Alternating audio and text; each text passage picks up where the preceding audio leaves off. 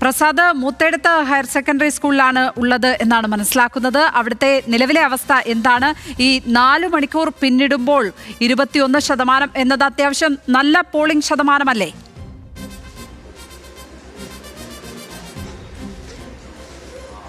തീർച്ചയായും ലക്ഷ്മി, കാരണം നമുക്ക് ഈ വലിയ തിരക്കുകളൊന്നും തന്നെ ഓരോ ബൂത്തുകളിലും കാണാൻ കഴിയുന്നില്ല എങ്കിൽ പോലും ഇപ്പോൾ ഇവിടെ തിരക്ക് എന്ന് പറയുന്നത് സാധാരണ വെച്ച് നോക്കുമ്പോൾ സാധാരണ തിരക്കാണ്. പക്ഷേ ഇതിൻ്റെ കാരണം 263 ബൂത്തുകളുണ്ട്. അതുകൊണ്ടുകൂടിയാണ് ഇത്രയും തിരക്ക്, സാധാരണഗതിയിലേക്കാൾ തിരക്ക് കുറവ് എന്നുള്ളതാണ് പറയുന്നത്. എന്തായാലും രാവിലെ മുതൽ തന്നെ ഇതാണ് സ്ഥിതി.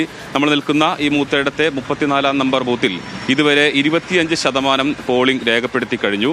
UDF-നെ സംബന്ധിച്ചിടത്തോളം UDF-ന്റെ ശക്തി കേന്ദ്രമാണ് മൂത്തേടം. കഴിഞ്ഞ തവണ 1803 വോട്ടുകൾ മൂത്തേടം പഞ്ചായത്തിൽ UDF സ്ഥാനാർത്ഥിയായ VV പ്രകാശിന് അന്ന് ലഭിച്ചിരുന്നു.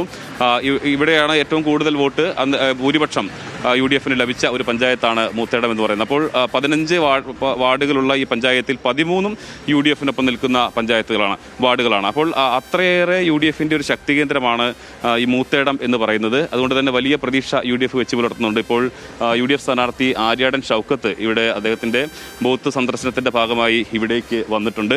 അദ്ദേഹത്തിൻ്റെ പ്രതികരണത്തിന് കൂടിയാണ് നമ്മൾ കാത്തു നിൽക്കുന്നത്.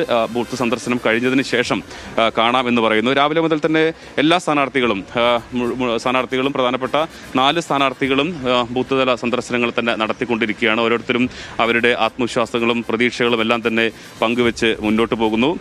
M സ്വരാജ് ആണെങ്കിലും തികഞ്ഞ വിജയപ്രതീക്ഷയിലാണ്. ആര്യാടൻ ഷൗക്കത്ത് രാവിലെ പലതവണ മാധ്യമങ്ങളെ കണ്ട സമയത്തെല്ലാം തന്നെ അദ്ദേഹത്തിൻ്റെ വിജയപ്രതീക്ഷ പങ്കുവെച്ചതാണ്. PV അൻവറും അദ്ദേഹവും വലിയ ആത്മവിശ്വാസത്തിൽ തന്നെയാണുള്ളത്. അദ്ദേഹം നേരത്തെ പറഞ്ഞതുപോലെ ഇതിനിടയിൽ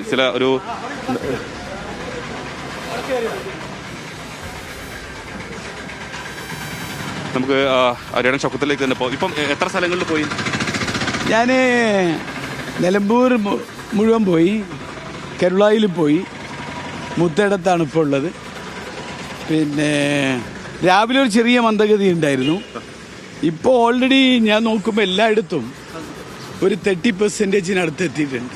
ഇവിടെ ഇപ്പോൾ നമ്മൾ ചോദിച്ചപ്പോൾ 25% ഇവിടെ കഴിഞ്ഞു എന്നാണ്. 25, അത് ഇപ്പോൾ 11 മണിക്ക് പല സ്ഥലങ്ങളിൽ 25-നും 30-നും ഇടയിലായിട്ടുണ്ട്.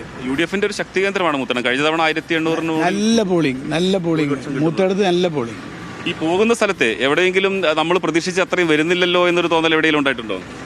എനിക്ക് അങ്ങനെ തോന്നിയിട്ടില്ല. പക്ഷേ രാവിലെ തന്നെ വരുന്ന UDF വോട്ടുകൾ നന്നായിട്ട് വരുന്നുണ്ട്. കേന്ദ്രീകരിച്ച് വരുന്നു. വിജയപ്രതീക്ഷ നന്നായിട്ടുണ്ട്. വിജയപ്രതീക്ഷയല്ല, ഭൂരിപക്ഷം, നല്ലൊരു ഭൂരിപക്ഷത്തിന്. എത്ര പ്രതീക്ഷിക്കുന്നു ഇപ്പോൾ ഈ ഒരു ഘട്ടത്തിൽ? ഞാൻ എണ്ണി പറയാറില്ല. ഞാൻ പറയുന്നു ഒരു ചരിത്ര ഭൂരിപക്ഷം. പാർട്ടിയൊക്കെ പറഞ്ഞത് ഒരു 10,000-ന് മുകളിൽ ഭൂരിപക്ഷം എന്നാണ്. ജനങ്ങൾ പറയുന്നത്, നിലമ്പൂർ ടൗണിലുള്ള അടക്കം പറയുന്നത് 27,000 കിട്ടുമെന്നാണ്. അങ്ങനെ പ്രതീക്ഷിക്കുന്നുണ്ടോ? അല്ല, ഞാൻ പറയുന്നത് ചരിത്ര ഭൂരിപക്ഷം ഉണ്ടാവും. ഒരു കാര്യം കൂടി ചോദിച്ചോട്ടെ. ഒരു രസകരമായ അല്ലെങ്കിൽ കൗതുകമായ സംഭവം നടന്നത്. ഇപ്പോൾ താങ്കളും അൻവറും ഒരു സ്ഥലത്ത് വെച്ച് കണ്ടു, കൈ നട്ടു, പക്ഷേ പറഞ്ഞ് എന്നെ ആലിംഗനം ചെയ്തെന്ന് പറഞ്ഞു. എന്താണ് ആ സമയത്ത് തോന്നിയത്? അത് പ്രത്യേകിച്ച് തോന്നാനൊന്നും ഇല്ലല്ലോ. അദ്ദേഹം പറഞ്ഞ ധൃതരാഷ്ട്രാലിംഗനമാണെന്നാണ്. അൻവറിനെ നശിപ്പിക്കാൻ വീണ്ടും പറയുന്നത് കഴിഞ്ഞ VV പ്രകാശിന്റെ കൈ തട്ടി മാറ്റി, ഞാൻ അങ്ങനെയൊന്നും ചെയ്തില്ല എന്നാണ് അൻവർ. അദ്ദേഹം തെരഞ്ഞെടുപ്പിന് മുൻപും തെരഞ്ഞെടുപ്പ് പ്രഖ്യാപിക്കുന്നതിന് മുൻപും കുറേ കാര്യങ്ങൾ വ്യക്തിപരമായിട്ട് എന്നെ വളരെ രൂപത്തിൽ അദ്ദേഹം പരാമർശങ്ങൾ നടത്തിയിട്ടുണ്ട്. ഞാൻ അതിനൊന്നും ഇതുവരെ മറുപടി പറഞ്ഞിട്ടില്ലല്ലോ.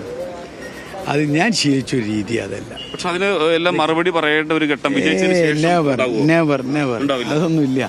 ഞാൻ പറയട്ടെ, വ്യക്തിപരമായ അധിക്ഷേപങ്ങൾക്ക് ഞാൻ ഒരിക്കലും മറുപടി പറയില്ല. ഒരാളും വ്യക്തിപരമായി ഞാൻ അധിക്ഷേപിക്കില്ല.